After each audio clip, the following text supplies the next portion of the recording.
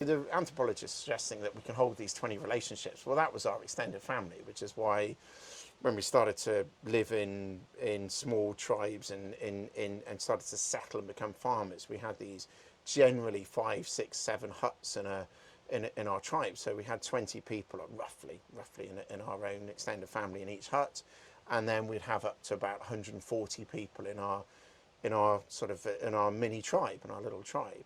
Well, if we can understand that, we can start to apply that to our lives. And actually, interestingly, Volvo as an organisation, they try not to work in anything more than 140 people.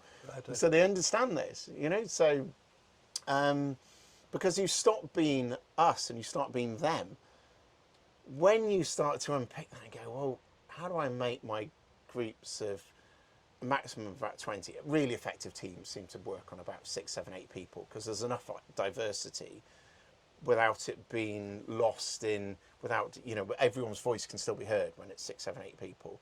When above that, it starts to be more crowd control, which again is quite interesting when we think about teams and how we have meetings and how we discuss things, how we learn things, etc.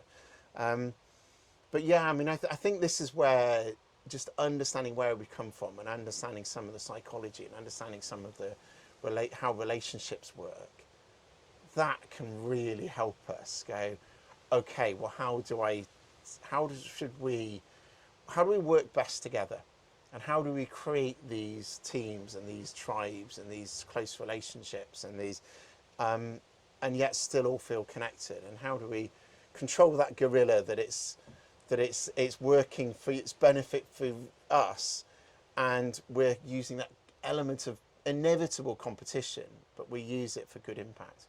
Mm-hmm. So yeah, all of that, I think. Yeah.